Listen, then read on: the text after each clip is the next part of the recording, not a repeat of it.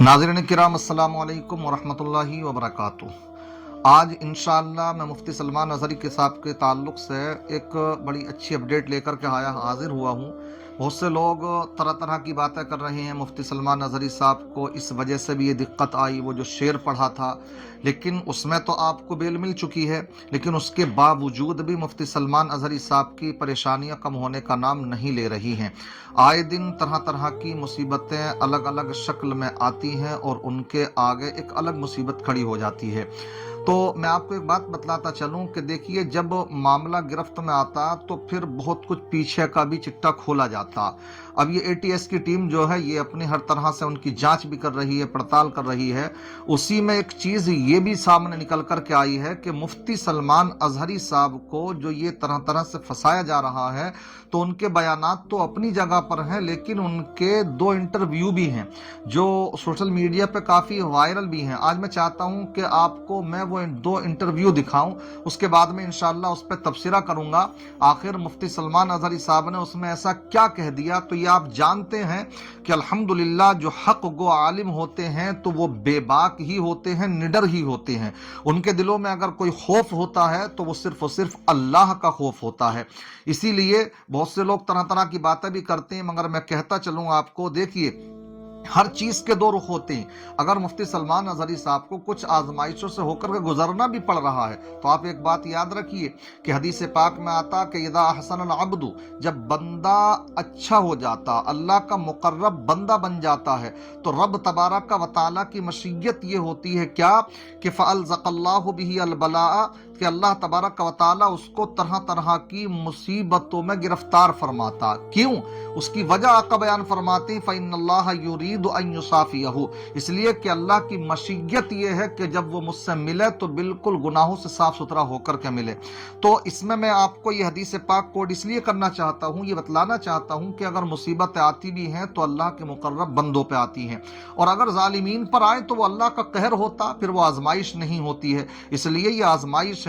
इसका एक तस्वीर का दूसरा रुख यूं भी है कि आज अल्हम्दुलिल्लाह मुफ्ती सलमान अज़हरी की मोहब्बतें अपने ही लोगों के दिलों में नहीं बल्कि गैरों के दिलों में भी अल्हम्दुलिल्लाह हुई हैं। तो ये सब कब होता? जबकि इंसान कुछ न कुछ आजमाइश की घड़ियों से गुजरता है। बहरहाल वजूहात तो बहुत सी हैं, उन्हीं में से इन 2 इंटरव्यू को भी मेन तो तरीके से बतलाया जा रहा है कि ये भी मुफ्ती सलमान अज़हरी साहब की आजमाइश का सबब बने। मैं आपको चाहता हूं कि थोड़ा टाइम निकाल लीजिएगा, इस इंटरव्यू को भी सुने। मुफ्ती सलमान अज़हरी साहब ने क्या पैगाम देने की कोशिश की थी आखिर इसमें, ये देखिए, आप सुने इसको। सबसे पहली बात यह है कि हिंदुस्तान के जो हालात ख़राब हो रहे हैं ये अचानक नहीं हो रहे हैं, पूरा प्री प्लान हो रहे हैं। बस सही। यानी ख़ास तौर पर एक कम्युनिटी को टारगेट करना और उनको उनके जज्बात पर और उनके मुक़द्दसात पर बार बार हमले करना, जाहिर सी बात है ये कई दिनों से चल रहा है और अब के सालों में ये कुछ ज़्यादा ही गर्म हो गया है। शुरू में ऐसा होता था कि मंदिर मस्जिद के टॉपिक्स चलते रहते थे, बहुत सालों से ये बातें होती थी, लेकिन अब तो ऐसा हो गया कि मुसलमान जिन जिन चीज़ों पर अपने इस आज़ाद मुल्क में अमल करना चाहते हैं उन चीज़ों को टारगेट किया जाता है। मुझे बताइए, आज अगर ये इंडिया आज़ाद मुल्क है, भारत हमारा, सबको साथ में रहने का और अपने अपने धर्म का पालन करने का यहाँ पर मौका मिलता है और इजाज़त आम है, तो फिर ये ख़ास तौर पर मुसलमानों के ख़ास जो रिलीजियस मामलात है उसको क्यों टारगेट किया जाता है? हम कभी जा कर के आज तक बाहर अपना ये प्रोटेस्ट नहीं किए, एहतजाज नहीं किए कि क्रिश्चियन लोग क्या खाते हैं, यहूदी लोग क्या खाते हैं, सिख लोग क्या खाते हैं, हिंदू लोग क्या खाते हैं, लेकिन हम क्या क्या खाते हैं ये इनको बड़ी फिक्र है। कुछ ऐसे हैं, मैं देश के पूरे हिंदुओं की बात नहीं करता, बहुत सारे आज भी हैं जो समझदार हैं, बल्कि वो खुद ही डिफेंस में खड़े भी हैं, लेकिन एक ख़ास तबका ऐसा है जिसको कट्टरवाद बनाया गया है। पता नहीं उनको कौन सा भंग पिला करके सड़कों पे उतारा जाता है। वो ख़ास तौर पर हलाल गोश्त, इनको क्या पड़ी है, हम हलाल गोश्त किस तरह से खा रहे हैं, बरसों से खा रहे हैं, आज की बात नहीं है। देश आज़ाद हुआ उससे पहले भी जो मुसलमान खाते थे उसी अंदाज से आज भी खा रहे हैं। ये मामला हुआ, औरतें हिजाब पहने तो तकलीफ होने लग गई है। भाई जब पहनने की आज़ादी है, آپ کچھ بھی پہن کر کے باہر آؤ، ہم کسی کو سوال نہیں کرتے، پوچھتے نہیں ہیں، یہاں تو ننگے بھی گھوم رہے ہیں۔ لیکن اگر ہماری عورتیں، ہماری بچیاں حجاب پہنتی ہیں تو اس پر ان کو آپتی کیوں ہے، تکلیف کیوں ہے؟ اس کا مطلب یہ ہے کہ اتنے کٹھور دل ہو گئے ہیں، اتنے تنگ دل ہو گئے ہیں کہ یہ برداشت کسی چیز کو کرنے کا ان کے اندر مادہ ہے نہیں، جس کو ٹالرنس کہا جاتا ہے وہ ہے ہی نہیں ان کے اندر۔ ایک ہوتا ہے چیزوں کو برداشت کرنا، تحمل۔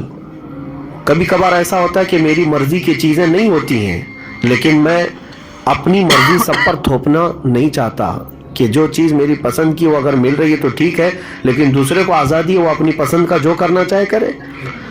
اس کے علاوہ اب جو آپ نے سوال کیا ہے اذانوں کے مسئلے کو لے کر، دیکھیے اذانوں کے مسئلے کو لے کر کے اگر خالص یہ جو نوائز پولیوشن کی بات کی جا رہی ہے تو میں کہتا ہوں ٹھیک ہے، اس حد تک جو بچتا ہے سب کو بند کرنا ہوگا، ٹھیک ہے، ہم بھی اس کے حت میں ہیں، ہم اس کی حمایت کریں گے کہ بہت زیادہ بڑے شور سے آواز کرنے کی ضرورت نہیں ہے، ٹھیک ہے، لیکن مسئلہ یہاں پر نوائز پولیوشن کا نہیں ہے، باضابطہ ایک کمیونٹی کو ٹارگٹ کرنا، اور اذان ہی ان کو کھلنے لگی ہے، اور اس میں پھر اذان کے الفاظ، اس میں کیا بولا جا رہا ہے کیا نہیں بولا جا رہا ہے، یہ اس ڈیبیٹ میں کیوں آ گیا؟ یہ جتنے آتنکی میڈیا ہیں، گودی مودی میڈیا، سب یہی تو ڈیبیٹ کروا رہے ہیں کہ اذان کے یہ الفاظ، اذان کے وہ الفاظ۔ بھائی تم نوائز پولیوشن سے آ کر کے کہاں اٹک گئے ہو؟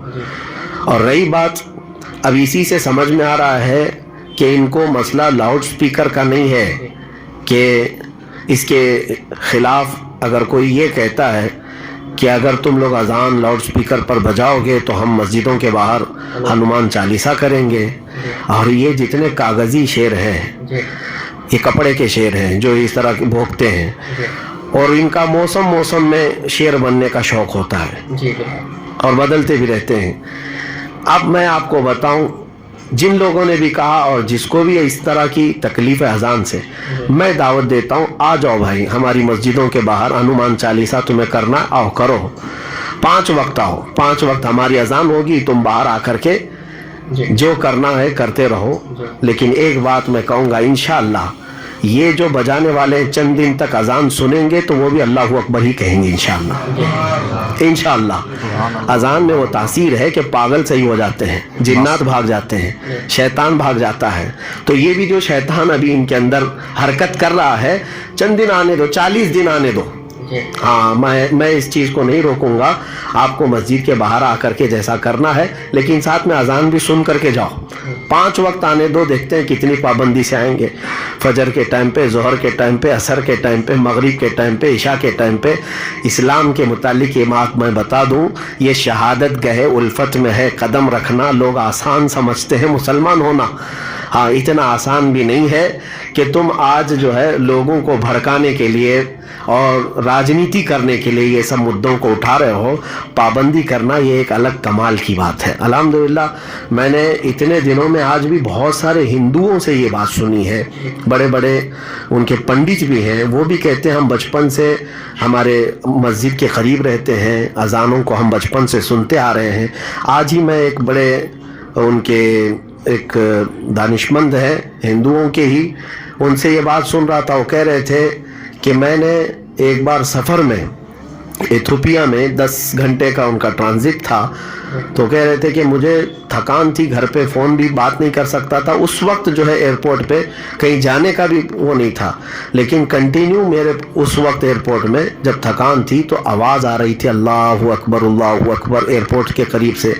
وہ کہتے ہیں کہ پوری دنیا کے مسلمان شاید اس اذان سے اتنا پربھاوت نہ ہوتے ہوں گے، اتنا ان کو سکون نہ ملا ہوگا جتنا مجھے سکون ملا تھا۔ سبحان اللہ۔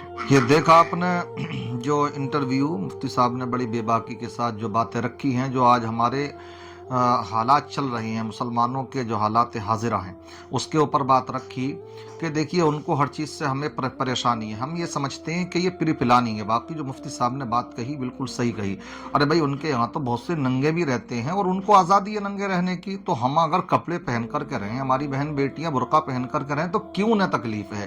تو یہ اس طرح کے جو معاملات ہوتے ہیں، یہ شاید امن کے دشمن لوگ ہیں جو اس طرح کی باتیں کرتے نظر آتے ہیں۔ ہمیں چاہیے کہ ان چیزوں پر نظر نہ رکھیں، اپنے صبر و تحمل سے کام لیں۔ اچھا، بہت سے لوگ اس کو سیاسی رخ دینا چاہتے ہیں، मैं आपको बतलाता चलूँ, चाहे कोई किसी भी पार्टी से ताल्लुक़ रखता हो, आप जब तक मुसलमानों का भला होने वाला नहीं है, जब तक अपनी लीडरशिप कायम नहीं करेंगे आप।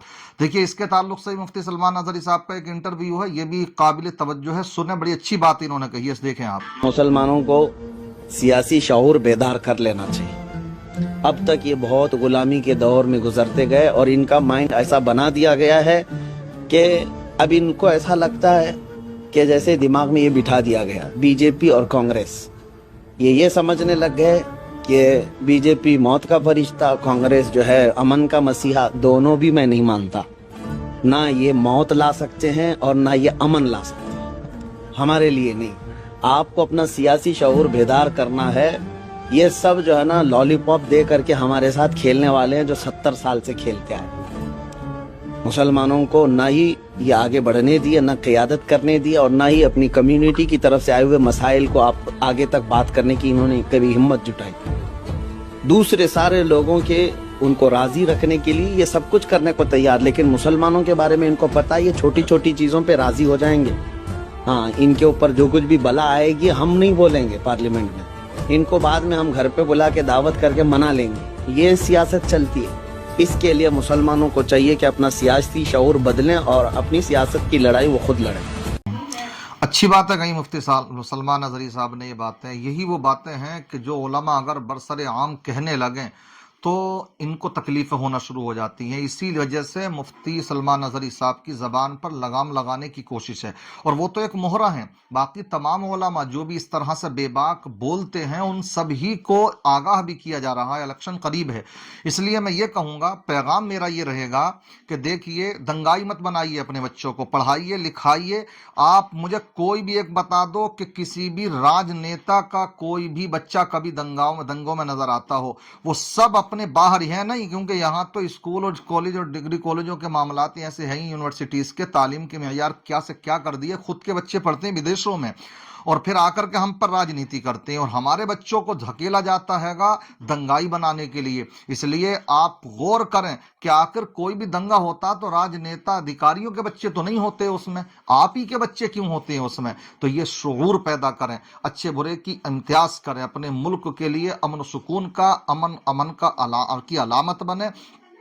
कभी भी इसके मफाद की, इसके नुकसान की खातिर कभी कोई कदम ना उठाएं। इसलिए मुसलमान ये तभी कर सकते हैं, तमाम हमारे भारतीय निवासी तभी कर सकते हैं जबकि इसके लिए वो अच्छा कदम उठाएं, और वो सिर्फ एक वाहिद रास्ता है, एजुकेट होना, पढ़ा लिखा होना। जब आप ये करेंगे तो इंशाअल्लाह तरक्की होती चली जाएगी। अल्लाह की बारगाह में दुआ है, अल्लाह ताला सबके ऊपर अपना रहम करम फरमाए। अस्सलामु अलैकुम व रहमतुल्लाहि व बरकातहू।